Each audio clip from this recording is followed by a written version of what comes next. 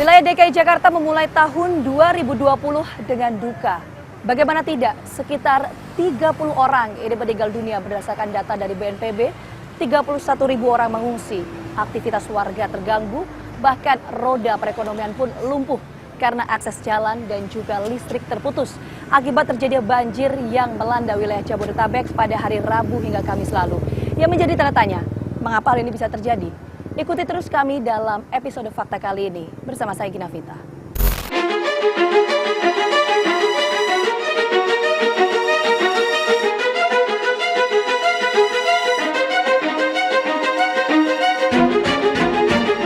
Ciledug Indah 2 menjadi salah satu lokasi terparah di wilayah Tangerang yang mengalami banjir sejak pada hari Rabu lalu. Kalau kemarin informasinya ini ketinggian air di wilayah Ciledug Indah 2 di Tangerang tempat kami berdiri saat ini mencapai sekitar 2 meter. Saya akan coba untuk mengetahui bagaimana kemudian ketinggian air di dalam sana, sekaligus bagaimana kondisi warga yang informasinya ini masih berada di dalam.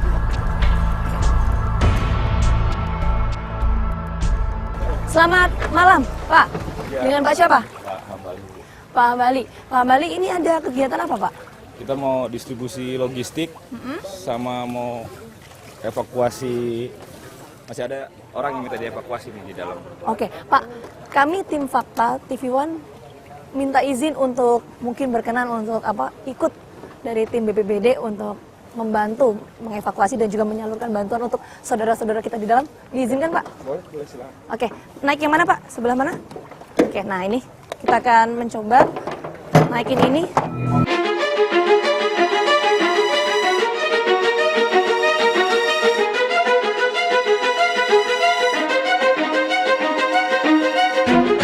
Ya, kami tim Fakta TV One saat ini sedang dalam perjalanan menuju ke salah satu lokasi rumah warga yang memang segera membutuhkan bantuan medis dari tim BPBD setempat. Nah, ini saya sudah bersama dengan pihak BPBD, ini dengan Mas siapa? Nama saya Dani Indrawan, sebagai selaku komandan tim reaksi cepat BPBD Kota Tangerang. Kameramen mungkin bisa memperlihatkan ini ada warga yang memilih masih bertahan di rumah mereka, berada di atap ya Mas ya, berada di atas atap. Bu, ini kenapa masih memilih bertahan di sini, Bu? Karena ada orang tua. Ibu, saya mau tahu deh, Bu. Ibu dari kemarin ada di rumah. Ini untuk pasokan makanan dan lain-lain ini gimana nih, Bu? Kita ngambil di luar. Tadi pagi, berarti bolak-balik ya, Bu ya, rumah, kemudian ke depan, keluar untuk cari makan ya, Bu ya? Kasih ya, Bu. Mas, tadi kan kalau kita sempat melihat itu ada warga ya yang berada di atap rumah, ya kan masih bertahan di rumah. Ini sebetulnya mereka aman nggak sih untuk berada di rumah? Kalau kita lihat karena ketinggiannya ini sudah surut kan dibandingkan kemarin gitu. Nah, jadi sebenarnya untuk mereka bertahan di rumah juga sebenarnya tidak aman ya, karena banyak pertimbangannya. Yang pertama ya karena tidak ada pasokan listrik, suplai makanan, air minum. Oh, iya, makanya ini sampai gelap banget kayak gini Iya, ya Mas betul ya? sekali. Terus juga kan yang kita paling antisipasi juga kan hewan liar, contohnya ular kan. Kita sudah menghimbau pada mereka sebelum mereka bertahan, siang hari, pagi hari, kita tetap membujuk mereka agar ayo mau dievakuasi gitu. Tapi sebagian mereka itu memilih untuk tetap bertahan. Ya karena pertimbangannya yang pertama jaga rumahnya, orang tuanya tidak mau dievakuasi, mereka merasa nyaman di rumah sendiri walaupun tidak ada cahaya demikian. Itu apa alasan-alasan orang kenapa memilih bertahan untuk di rumah mereka ya Mas ya? Iya, betul sekali. Oke, Mas, tapi seperti ini, kemudian bagaimana sih bantuan atau saluran bantuan ya bagi mereka-mereka ini yang memang memilih untuk bertahan di rumah gitu kan? Sementara kita tahu ini ketinggian kan masih bisa dikatakan ya cukup tinggi ya Mas ya, walaupun dibandingkan dengan hari kemarin ini kan sudah surut gitu. Iya, betul. Nah, jadi untuk suplai bantuan untuk mereka yang tetap bertahan, memilih bertahan di rumahnya mereka masing-masing, kita tetap memberikan suplai makanan pada mereka pada jam-jam di mana waktunya makan siang, makan sore, bahkan suplai untuk malam. Dan kita juga tetap melakukan pemantauan bila mana terkadang suka ada laporan seperti saat ini gitu. Kita baru dapat laporan bahwa ada yang sakit dievakuasi, kita langsung merapat, kita tetap standby. Ini ada berapa orang sih atau warga yang masih memilih untuk bertahan di rumah mereka ini kalau data dari BPBD? Untuk data valid kita belum bisa memastikan ya, tapi diperkirakan masih ada kurang lebih 15 kakak yang mereka memilih untuk bertahan karena demi keamanan rumahnya juga gitu kan, karena kan kurangnya pemantauan gitu kan, apalagi posisi gelap seperti ini, takut mereka barang-barangnya hilang atau seperti apa gitu. Nanti kita akan memantau ya juga bersama ya Mas ya, bagaimana kondisi dari salah seorang warga yang memang membutuhkan bantuan medis dari tim BPBD. Nah, yang Anda dengar itu tadi, itu merupakan salah satu cara yang dilakukan oleh pihak BPBD Tangerang untuk mengetahui masih ada atau tidaknya warga yang ada di sini. Nah, seperti ini kemudian mendapatkan respon dari salah seorang warga yang memang masih bertahan di rumah mereka di lantai 2. Mungkin Pak bisa ngobrol sedikit dengan Pak siapa namanya? Pak Jeffrey. Pak Jeffrey. Iya. Pak Jeffrey, ini kok nggak mau turun kenapa? Takut anak-anak pada sakit kalau di luar. Oke, tapi kan ini informasinya katanya nggak aman Pak kalau di sini Pak. Lebih baik mengungsi, katanya petugas seperti itu Pak. Ya justru kalau mengungsi itu kan anak-anak pada kasihan. Di tempat pengungsian juga takutnya kesehatan anak-anak jadi berkurang gitu. Oke, emang nggak takut Pak ada banjir susulan gitu? Insya Allah sih mudah-mudahan enggak ya. Tapi Oke. kalau misalnya nanti ada banjir susulan yang lebih tinggi dari sini ya pasti kita juga akan keluar. Pak, Ini aja Mbak, jangan ada banjir lagi Mbak. iya, semoga banjirnya cepat surut ya Pak ya, cepat bisa beraktivitas kembali.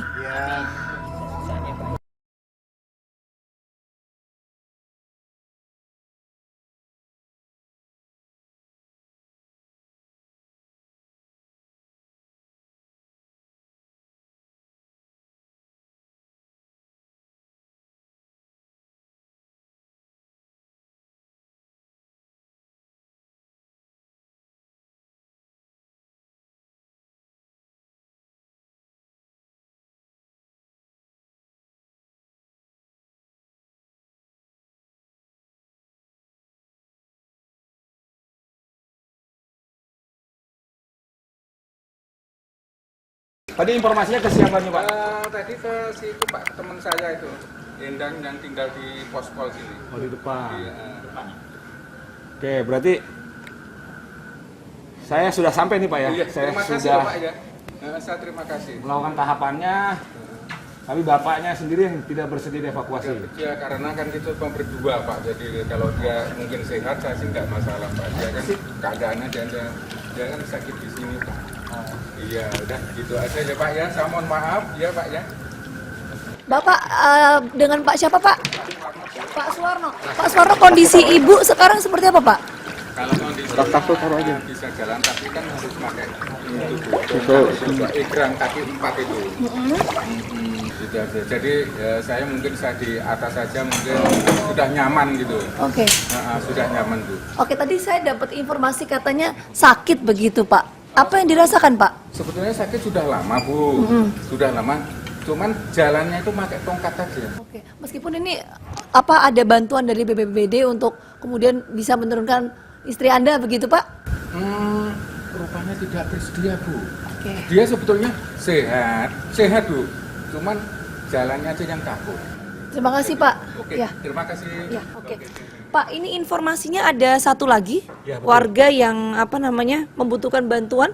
Yang minta dievakuasi. Oke, itu di daerah mana? Dekat dari sini. Tadi di mana tadi? Di jalan ini Telaga. Telaga. Jadi searah kita Sekarang balik. kita balik. Ini kita akan langsung menuju ke salah satu atau warga lain yang memang ini membutuhkan bantuan Nanti segera Lilin untuk dianterin ya. dievakuasi informasinya. Ya, oke Bapak Kita Suwarno ya. akan mencoba langsung ke Oke, lokasi. Tinggal airnya segitu kan kemarin ya? Iya, segitu. Nah itu Bekas-bekas airnya. bekas-bekas air. Ini ya, ini ya. Evakuasi.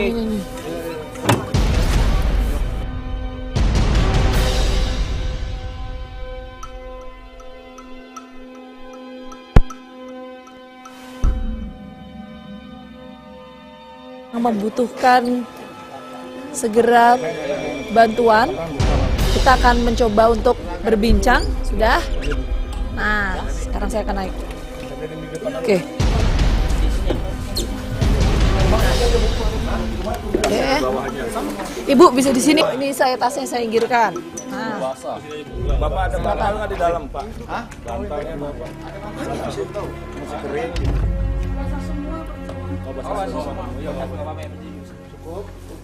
Cukup, ada lagi? Nah, ini adalah salah satu warga yang baru saja dievakuasi oleh tim BPBD Kota Tangerang. Ini, permisi Ibu, ini dengan Ibu siapa namanya? Lindia. Ibu Lindia. Ibu Lindia sudah di rumah ini sejak kapan Bu? Dari hari Rabu? Enggak, ya. Ini akhirnya memutuskan mengungsi, kenapa Bu? Karena mungkin kita terus-terus masuk air dari kemarin sampai segini, jadi kondisi drop kali. Karena anak saya juga mau ngirim vitamin nggak bisa, udah di CI2. Oke. Jadi balik lagi, jadi kan telat makan, kerendam terus. Jadi Ibu berada di rumah sejak hari Rabu lalu itu terendam air posisinya Bu? Kita di atas. Oke. Nah, cuma di saat kita air datang, kan kita sama suami kan terus menyelamatkan yang bisa kita selamatkan gitu. Nah tapi terus air demikian cepat itu sampai nggak keburu, keteter gitu, sampai pakaian kantor yang di lemari yang sudah sangat tinggi gitu itu basah semua. Untuk bantuan yang diperlukan sekarang apa aja sih Bu? Mungkin obat-obatan ya Bu, vitamin ya gitu ya. Karena untuk makanan gitu kita udah pengalaman di sini kan udah tahu lah apa yang kita mesti persiapkan gitu. Ya beras, bahan-bahan makanan. Nah ini kita akan nggak ada tambahan air lagi. amin Bu. Nah ini kita akan langsung menuju ke lokasi pengungsian nanti untuk memberikan bantuan medis kepada salah seorang warga yang memang saat ini membutuhkan bantuan medis dari tim BPBD Kota Tangerang.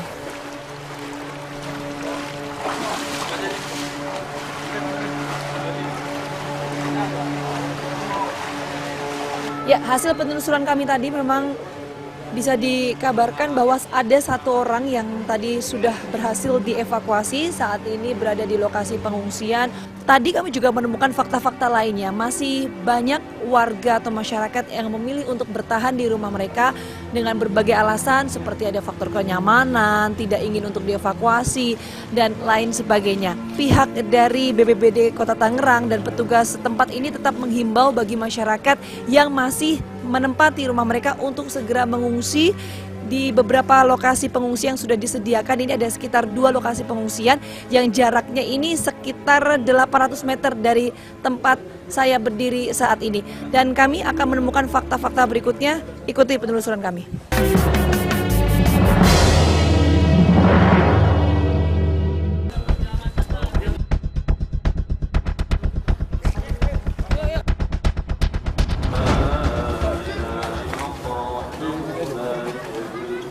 Nah ini saat ini pemirsa saya sudah bersama dengan Kepala Basarnas yaitu Bapak Bagus Puruhito.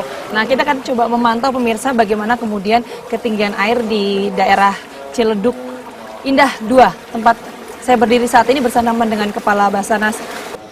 Pak Bagus, Ya. bisa sambil jalan mungkin Pak sedikit. Ini untuk ketinggian airnya ini, kalau informasi yang Anda dapatkan, kalau kemarin kan sempat 2 meter ya Pak ya? Iya, Kalau iya. sekarang ini memang sudah menurun atau seperti apa Pak?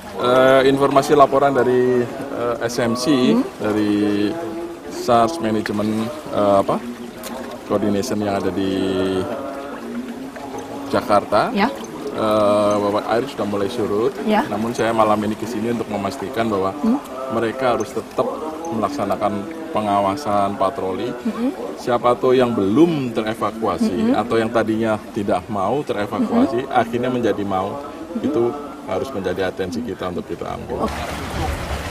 Nah ini masih banyak juga ya Pak ya, bertahan di lantai 2 ya Pak ya. Pak, tapi sebetulnya begini. Bangun sih Bu, nggak evac.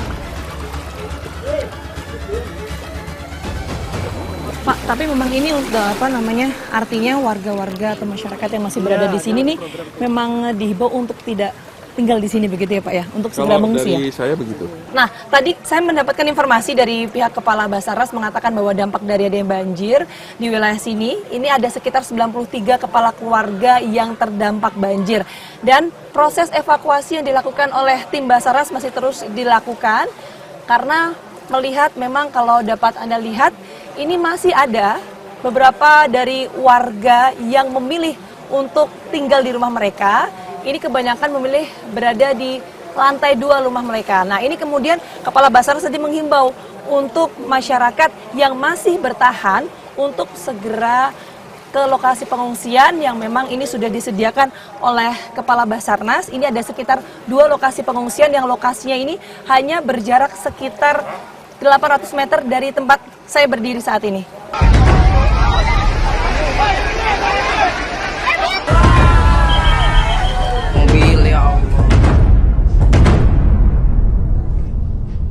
Ya, Perum Pondok Gede Permai ini menjadi salah satu lokasi terdampak banjir yang terparah dan juga kemudian ini videonya viral di media sosial. Kenapa paling parah? Karena ketinggian airnya kemarin ini mencapai 2 hingga 3 meter dan juga kalau kita melihat video yang beredar di media sosial memperlihatkan adanya dampak dari banjir seperti beberapa mobil atau kendaraan yang kemudian terguling dan juga saling bertumpukan.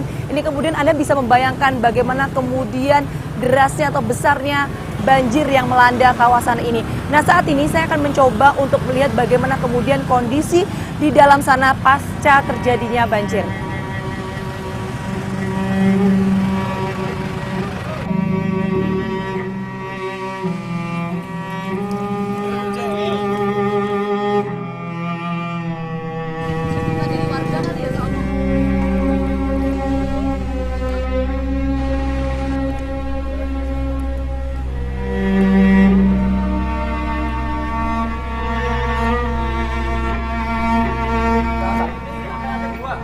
Sampai atap lantai 2.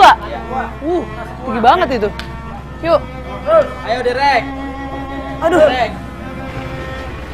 Ini agak kesulitan untuk melintas karena memang ini bisa dikatakan lumpur di sini sangat tebal. Tadi saya mendapatkan informasi dari salah seorang warga di sini bahwa ketinggian dari air ketika ada di sini mencapai sekitar 6 meter. Nah, kalau dapat saya gambarkan, saya ini kan tingginya 165 cm. Anda bisa bayangkan ketinggian air ketika itu 6 meter. Jadi bisa dibayangkan bisa mencapai lantai 2 rumah ini. Nah, ini kebetulan ada salah seorang warga. Malam, ini Pak siapa? Pak Sugeng. Pak Sugeng. Ini Ibu Ani. Ini satu keluarga ya? Iya. Oke, Pak.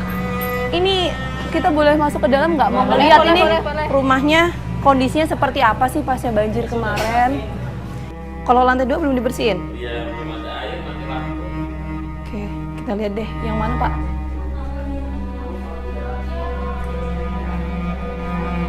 Oke. Kalau lantai 2-nya belum bisa diberesin. Ini kamar tidur ya, Pak? Tidur. Oke.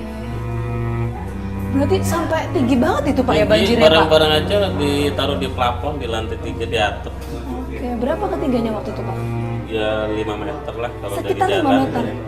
Oke, Kalau dari as jalan ya. Bapak waktu itu ada di mana ketika banjir? Di sini semuanya anak-anak juga lebih demen naik ke atas. Berarti Di langsung atas lari ke atas. segini. Oke. Iya. Barang-barang spare part tapi apa? Alhamdulillah sih. Diselamatin kita jebol atap lantai 3. Oke. Pak, terus bisa diceritakan tadi kan Bapak sekeluarga ini kan ada di rumah ya? Iya. Ini kemarin seberapa besar sih Pak banjirnya? Mungkin bisa sambil jalan Pak? Iya. Banjir waktu pas pertama masuk air perkiraan kan nggak setinggi ini kan, biasanya nggak sampai ke lantai 2. Nah ini kirimannya terus hujannya juga besar dari Cekes Selengsi, jadi dari jembatan kira-kira sedada. Airnya luber dari jembatan situ sedada, jadi motor, kendaraan, mobil yang parkir di situ pun semuanya ikut hanyut ke bawah hanyut. Tapi sempat nggak sih Pak butuh bantuan gitu ketika itu mungkin bisa sambil jalan Pak? Malamnya butuh banget, yang penting anak-anak dinaikin alhamdulillah ada perahu karet. Oke. Diungsiin dulu, makanan ya alhamdulillah sih dapat. Anak paling kecil ya Pak? Iya. Lagi tidur Pak. Terima kasih Pak Ya, atas makasih, waktunya. Pak. Terima kasih. Ya. Selamat beristirahat Ibu.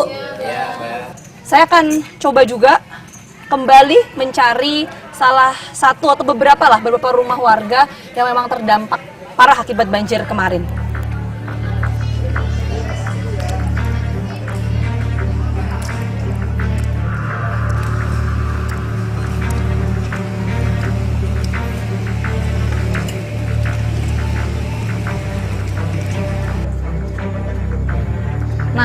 saya sudah berada di salah satu rumah warga yang terdampak. Ini atapnya juga kalau bisa dilihat rusak, dinding juga rusak. Nah, saya akan coba cari tahu deh, ini kira-kira kronologi kejadian ketika itu seperti apa, ya kan? Kemudian bagaimana warga di sini melakukan proses evakuasi. Sudah ada salah seorang warga di sini bersama saya. Selamat malam, Pak. Dengan Vita Fakta TV One, dengan Bapak siapa? Syukur. Pak Syukur. Iya. Pak Syukur, ini rumah Bapak? Ini rumah tempat orang-orang kerja. Oke, base camp. Nah, ketika kejadian banjir, Bapak di sini? Iya, posisinya? posisi di Oke. sini. Iya. Ada berapa orang waktu itu? Ada 8 orang di sini. Ada 8 orang di sini. Iya. Terus waktu pas banjir, Pas itu banjir. pertama kali ketinggian berapa, Pak? Kalau bisa digambarin? Sini. Oke, ketinggian segini ya. Oke. Terus makin tinggi, makin tinggi, terus ini udah makin air semakin deras dari situ, makin gede, kita lari ke sono ke belakang. Larinya ke? Ke belakang sini. Oke, coba kita lihat. Oke. Jadi Bapak evakuasi diri di sini? Iya, di sono di pohon beringin itu. Oke. Oke. Pak, bisa mendekat sedikit, Pak? Mungkin ke sini, Pak. Oke. Nah, itu evakuasi diri di tempat apa tuh, Pak? Kok bisa dijelasin? Di makam itu. Evakuasi di Makam di pohon beringin itu. Di pohon beringin? Iya. Itu waktu di pohon beringin ada berapa orang ke sana? Ada 20 ya. Oke. 12. 12 orang di pohon beringin? Iya. Oke, berapa lama di sana? Iya, sekitar dari jam 12 sampai jam 7. Jam 12 sampai jam 7, Jam 7 malam itu? Iya, jam 7 malam. Terus Artinya ini 5 jam lebih? air makin surut, terus kita naik dari sono. Pak, mungkin bisa kita ngobrol mendekat sedikit, Pak, karena ini jaraknya susah juga, Pak, untuk kita berdua ke sana ya, Pak. Iya. Coba, Pak, sini, Pak. Nah, itu Bapak waktu pas di pohon apa tadi beringin ya, kalau nggak salah, iya. itu kan lama tuh, Pak, dari jam 12 siang sampai jam 7 malam ya kan? Iya. Nah, itu ada yang ngebantuin nggak ketika itu? Iya, Ada petugas datang gitu? Nggak ada yang datang? Iya, karena airnya muter daripada takut. Kenceng banget gitu maksudnya? Iya, kenceng banget. Orang mobil juga udah pada rubuh. Oke. Jadi air saking kencengnya, jadi nggak ada yang berani ke sini gitu. Terus kita udah lama kelamaan udah kita naik ke sono aja ke sekolahan gitu. Oke, di sekolah berapa lama? Sampai pagi. Sampai paginya? Iya, tidur di situ, ada tidur. Ya. Itu gimana, Pak? Kan listrik mati otomatis ketika itu, ya kan? Iya. Itu makanannya gimana? Ketika makan itu gimana? Masalah makanan nggak dipikirin. Berarti nggak makan maksudnya? Enggak. Belum minum? Minum dari mana enggak? Mbak, bentar, Pak. Berarti dari jam ini kejadian banjir kan jam berapa? 11 siang ya? Iya, jam 11. Ya kan jam 12, dari jam 12 siang sampai paginya berarti Bapak nggak makan, nggak minum? Enggak. Hampir 24 jam lebih nggak makan, nggak minum? Enggak. Bersama dengan 8 orang tadi? Iya, malah ada tambahan lagi orang Bantar Gebang yang katanya main sama temennya, terjebak juga di situ, ikut kita. Ya udah ke sini aja gitu. Oke, akhirnya dapat bantuan setelah berapa lama? Sampai pagi jam 8 mungkin. Hampir waktu itu udah mulai surut? Iya, airnya? udah mulai surut, Oke. udah mulai surut. Apa jam 10-an ya waktu itu ya? Sekitar, Jam coba sekitar jam dipanggil. 10-an. Sekitar jam? Sekitar jam 10 ya? Waktu dapat bantuan kita makan ya? Jam 10. Jadi- Udah di sini sih, udah Iya. pada turun. Boleh bergabung, Pak? Sini, Pak. Oke, waktu itu jam berapa, Pak? Jam 10-an? Sekitar jam 10. Jam 10? Iya, jam 10 siang. Jam 10 siang itu baru dapat bantuan. Berarti artinya Iya. baru bisa makan, minum gitu, Pak. Enggak, waktu kita udah ke sekolahan kan masih agak terang ya.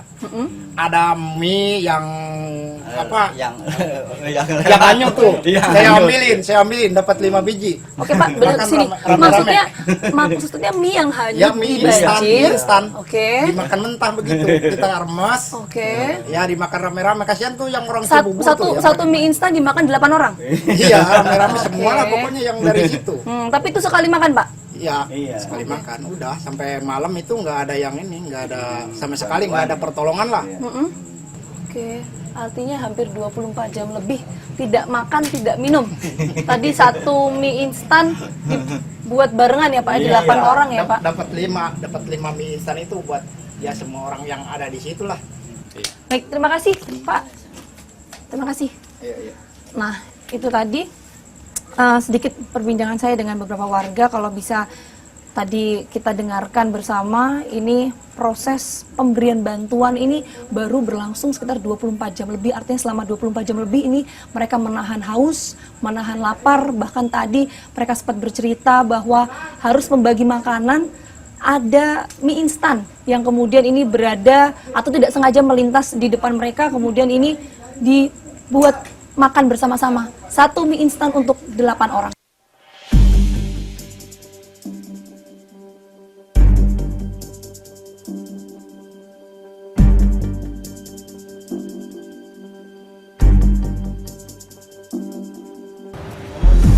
Ya, hari ini Gubernur DKI Jakarta Anies Baswedan mengunjungi 4 titik lokasi yang terdampak banjir. Salah satunya ini adalah di Dapur Umum Kantor Camat Cengkareng, tempat kami berdiri saat ini. Saya akan mencoba untuk mewawancarai Pak Anies untuk mengetahui bagaimana sebetulnya penanganan dari warga yang terdampak banjir, kemudian penyebabnya seperti apa, dan juga penanggulangan banjir ini seperti apa. Saya akan mencoba untuk berbincang dengan Gubernur DKI Jakarta Anies Baswedan. Oke, Pak Anies, kita Fakta TV One, Pak. Kita sambil jalan sambil ngobrol, boleh Pak? Kesana dulu aja ya. Oh ya, ini lagi mau meninjau dapur umum di Kecamatan Cengkareng ya Pak ya? Ini sejauh ini untuk penanganan warga terdampak ini seperti apa sih Pak Anies? Menyiapkan jadi begini, warga-warga yang kawasannya terkena itu di tempat yang dekat, di kantor kelurahan, di kantor camat, sekolah atau fasilitas umum lainnya itu disiapkan tempat pengungsian. Lalu di sana disiapkan kebutuhan dasarnya, dari mulai fasilitas pemeriksaan kesehatan, kemudian minum, makan, alas tidur, dan itu semua sifatnya temporer. Karena ini berbeda dengan kejadian misalnya kebakaran atau gempa bumi, rumahnya tidak bisa digunakan.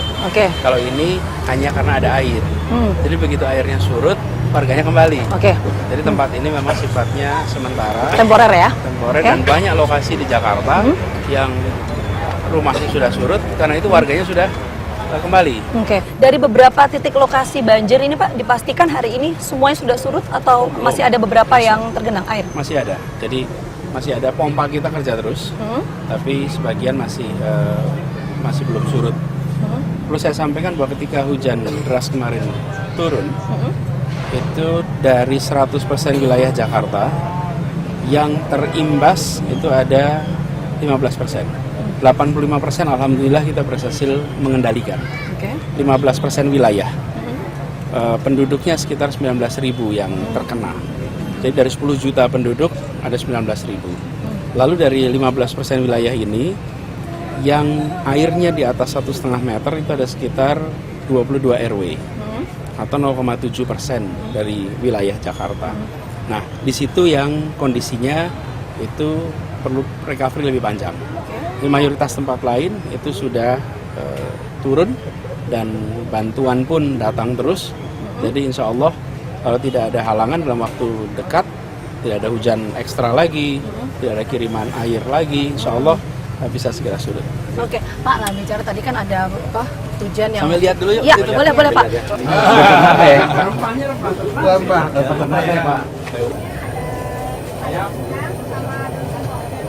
Pak Anies, izin Pak, ngobrol-ngobrol lagi kita Pak.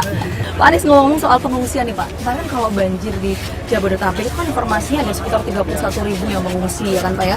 30 orang tuh meninggal dunia begitu kan ya datanya Pak ya. Ini sebetulnya kalau ngomong soal mitigasi kan itu di Jabodetabek ya. Kalau di Jakarta ada 19.000 yang wilayahnya Jakarta. Kemudian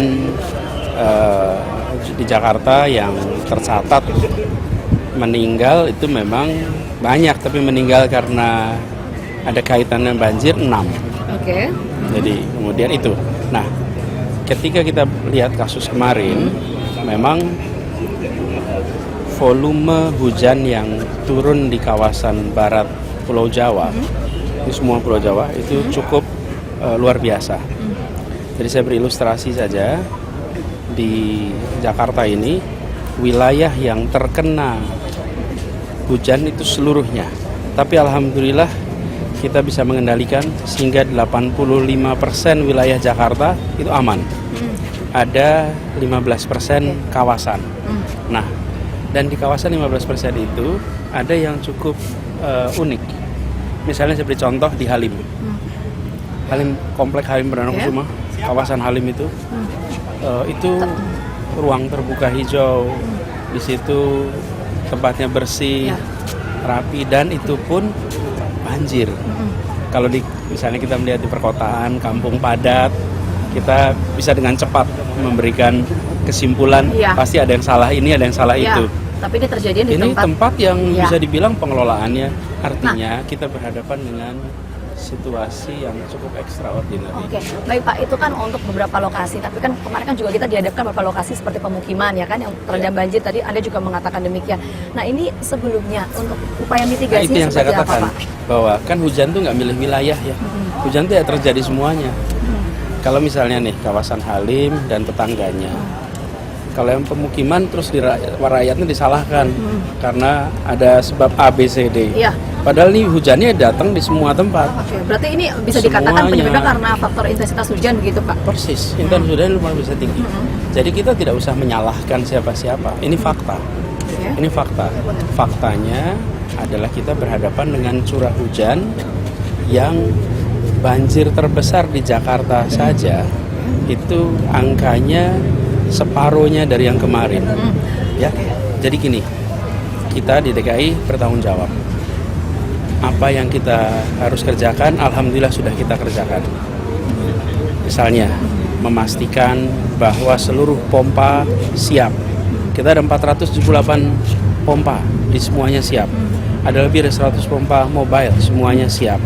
Kemudian pintu-pintu air, semuanya siap. Kemudian kita berbicara tentang saluran air, pembersihan semua dilakukan. Jadi, ikhtiar untuk mengantisipasi yang di dalam kendali manusia kita siapkan. Tapi ada juga yang beranggapan kalau misalnya ini akibatnya karena nggak dilakukan normalisasi sungai. Kata informasinya seperti itu. Kalau tanggapan Anda seperti apa? Ada sekitar 19.000 warga Jakarta yang hari ini sedang dalam pengungsian. Karena itu saya sampaikan pada semua. Nanti kita berdiskusi tentang sebab ketika warga ini sudah selesai. Gitu. Bayangkan, 10 juta warga Jakarta tidak merasakan apa-apa. Ini 19.000 merasakan. Berempatilah. Bahkan saya mengajak pada semua. Di dalam percakapan di sosial media, dalam percakapan itu, berempati pada mereka yang hari ini tidak bisa tinggal di rumahnya. Dan saya sampaikan pada semua, nanti kita berdiskusi mengenai sebab, mengenai solusi, sesudah kita bisa menuntaskan penanganan kemanusiaan ini. Baik Pak Anies, saya mengerti memang Pemprov DKI memang tengah fokus untuk penanganan warga terdampak. Tapi kan kalau kita melihat rilis dari BMKG mengatakan kalau misalnya curah hujan ini masih terjadi untuk interval waktu Januari hingga Maret. Nah, artinya kan masih ada sisa beberapa bulan lagi ini untuk upaya penanggulangan, upaya pencegahan. Nah, seperti apa yang dilakukan Pemprov? Itu yang kita kerjakan. Jadi memastikan semua alat berfungsi, saluran air berfungsi. Kita tidak bisa mengendalikan volume air hujan, tapi kita bisa mengendalikan dampak dari air hujan itu. Dan kalau kita berbicara Jakarta kemarin, bayangkan hujannya itu di seluruh wilayah ekstrim.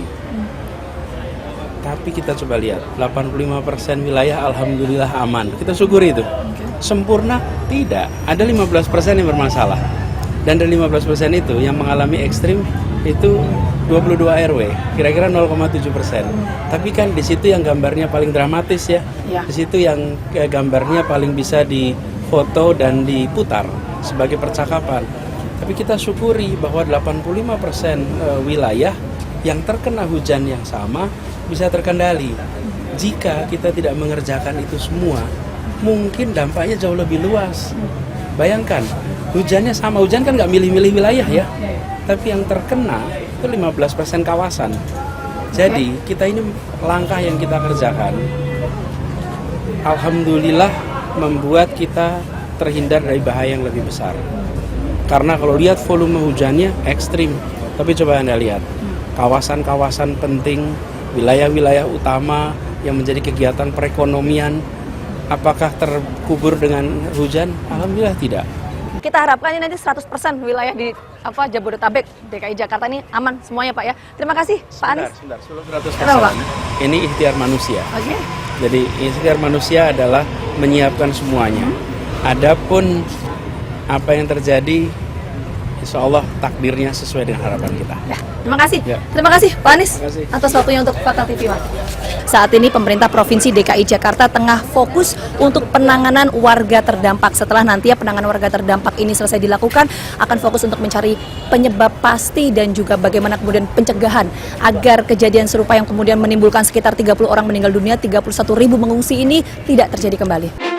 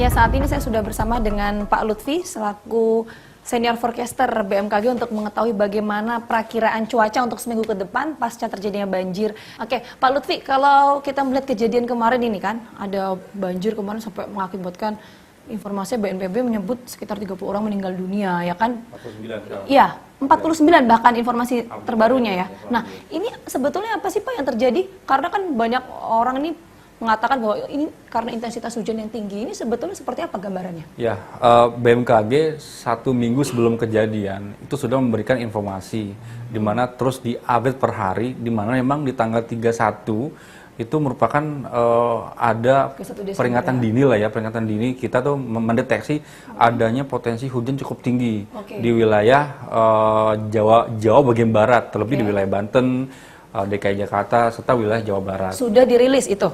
Seperti itu. Oke. Nah, itu rilis dari BMKG, apakah kemudian ada rapat koordinasi dengan pihak-pihak terkait, Pak? Ya, kita juga sudah memberikan informasi terhadap stakeholder terkait, informasi juga melalui media. Ketika itu rapat koordinasi dengan siapa aja? Ya, BNPB, BPBD DKI, Pemda DKI juga ke mana tuh, ke Jakarta Smart City ya, itu juga kita sudah memberikan informasi hal tersebut dan pas tanggal 31 pun juga terjadi hujan dengan intensitas cukup tinggi. Ya, apa hasil rapat koordinasi dari pihak-pihak terkait? Ya, intinya sih mereka bersiap ya, siaga gitu, waspada terhadap potensi hujan yang akan terjadi pada tanggal 30 hingga tanggal 1 Januari. Pak, ini bisa digambarkan mungkin ini gambar di sini ini apa yang bisa dibaca dari sini, perakiraan cuaca untuk seminggu depan seperti apa? Ini merupakan gambaran model ya, model perakiraan cuaca hingga 7 hari ke depan, di mana sampai 8 Januari itu ya berarti ya? Betul, 8 Januari. Dan diperkirakan untuk tanggal 3, 4 dan 5 memang hujan masih mendominasi saat ini ya, bergeser mendominasi ke wilayah Indonesia bagian timur. Seperti wilayah Jawa Tengah, Jawa Timur, Bali, NTB, NTT. Kita lihat ini tanggal 5 nanti akan lihat. Nah, seperti ini.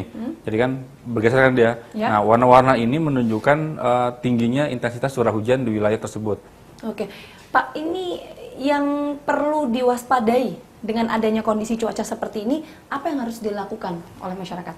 Ya, sebenarnya BMKG cukup aktif ya memberikan informasi kondisi cuaca terkini hingga 7 hari ke depan, di mana memang untuk masyarakat ataupun Pemda terkait sudah bisa mengantisipasi kejadian sebelum kejadian terjadinya hujan lebat hingga ekstrim tersebut, sehingga bisalah diantisipasi oleh masyarakat dan Pemda terkait ya, seperti itu. Oke, Pak, pertanyaan terakhir. Tadi menarik sih pernyataan Bapak mengatakan bahwa Jabodetabek itu kan wilayahnya bisa dikatakan untuk seminggu ke depan ini aman ya, karena ini dalam untuk 3 hari ke 3 hari ke depan. Ini karena curah hujan atau intensitas hujan tinggi ini bergeser ke Indonesia bagian timur. Betul. Tapi kemudian bagaimana untuk beberapa bulan ke depan?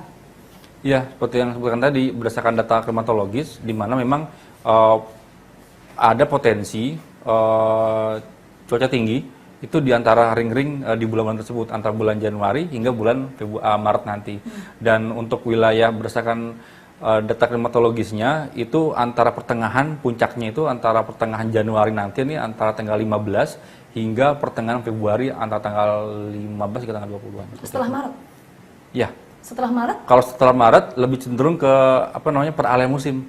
Dari musim penghujan ke musim kemarau. Jadi hujannya sudah durasinya tidak terlalu lama, lebih ke hujan-hujan sporadis dan terjadinya bisa terjadi antara siang dan sore hari. Kalau misalnya musim hujan, itu hujannya terjadi hampir sepanjang hari, durasinya lama dan biasanya dari pagi hari misalnya seperti itu. Dalam rapat koordinasi itu apa langkah pertama yang akan dilakukan setelah memprediksi bahwa ini akan ada intensitas curah hujan tinggi terutama di wilayah Jabodetabek? Ya, biasanya kalau misalnya dari BMKG sendiri kan terus memberikan informasi ya terkait update terus nih, jadi nih per jam, per menit ya kan. Jadi kalau misalnya ada perkembangan terakhir per 3 jam kita terus tuh memberikan informasi kepada masyarakat dan ke Pemda terkait. Mungkin kalau untuk Pemda terkait mungkin dilakukan mungkin kayak semacam koordinasi instansi-instansi terkait di wilayah-wilayah Pemda seperti itu. Oke, baik. Terima kasih Pak Lutfi atas informasinya untuk Kota TV Pak. Nah, itu tadi sedikit perbincangan saya dengan Pak Lutfi selaku pihak BMKG. Tadi memang kalau bisa saya rangkum sedikit, ini memang dari perakiraan cuaca yang dirilis oleh pihak BMKG mengatakan bahwa untuk wilayah Jabodetabek ini memang untuk 3 hari ke depan ini dalam keadaan yang bisa dikatakan normal, dan untuk wilayah-wilayah di Indonesia bagian timur inilah yang kemudian harus mewaspadai adanya cuaca ekstrim untuk beberapa minggu depan. Nah, kita akan temukan fakta lain selanjutnya.